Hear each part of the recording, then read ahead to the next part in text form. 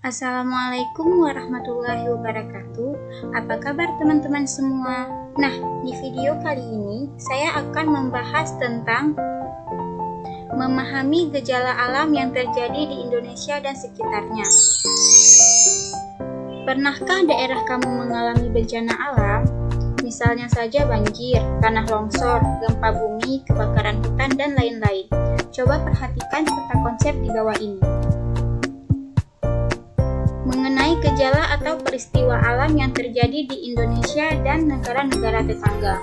Yang terjadi di Indonesia adalah gunung meletus, gempa bumi, tsunami, banjir, angin topan, dan tanah longsor. Sedangkan di negara-negara tetangga ada gempa bumi, badai atau topan, tanah longsor, banjir, dan El Nino. Selanjutnya, macam-macam gejala alam yang terjadi di Indonesia. Yang pertama ada gempa bumi. Yang kedua ada gunung meletus. Yang ketiga ada angin topan. Yang keempat ada tsunami. Yang kelima ada banjir. Dan yang keenam ada tanah longsor.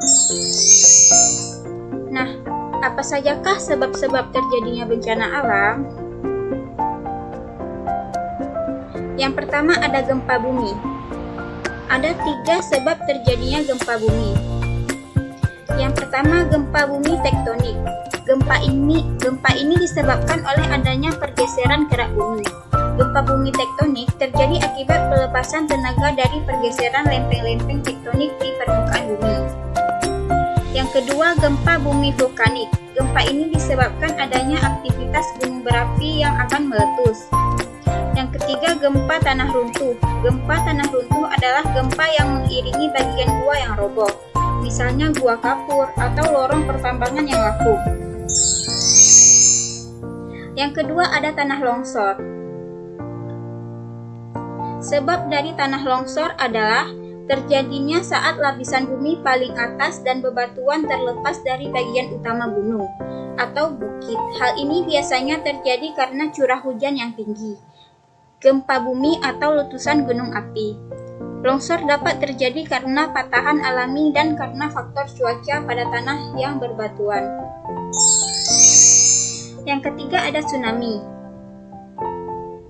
Tsunami tercipta saat permukaan dasar laut bergerak naik turun di sepanjang patahan selama gempa terjadi, atau saat bagian gunung berapi yang meletus runtuh ke dalam laut. Tsunami juga tercipta saat gempa atau letusan terjadi di daratan dekat pantai. Saat terjadi gelombang tsunami di lautan, gelombang ini tidak lebih besar dari gelombang normal. Selanjutnya ada gunung meletus.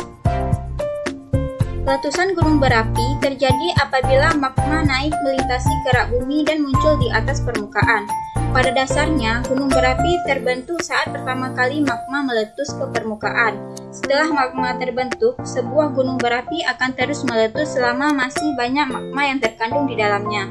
Jarak antar satu letusan dengan letusan yang lain membutuhkan waktu yang relatif lama. Selanjutnya ada banjir. Banjir merupakan luapan air yang melebihi batas. Hal ini terjadi jika terjadinya hujan secara terus-menerus tanpa henti dan dalam jangka waktu yang lebih relatif lama. Selain itu, penyebab terjadinya banjir juga karena ulah manusia sendiri, seperti penebangan pohon di hutan secara liar, pembangunan villa-villa di pegunungan, atau pembuangan sampah di sungai, yang dapat menimbulkan bencana banjir. Selanjutnya ada angin topan. Angin topan adalah udara yang bergerak dari tekanan udara maksimum ke tekanan udara minimum. Penyebab terjadinya angin topan adalah karena adanya pergerakan udara yang sangat kencang. Tiupan angin topan mampu merobohkan berbagai bangunan dan merobohkan pohon.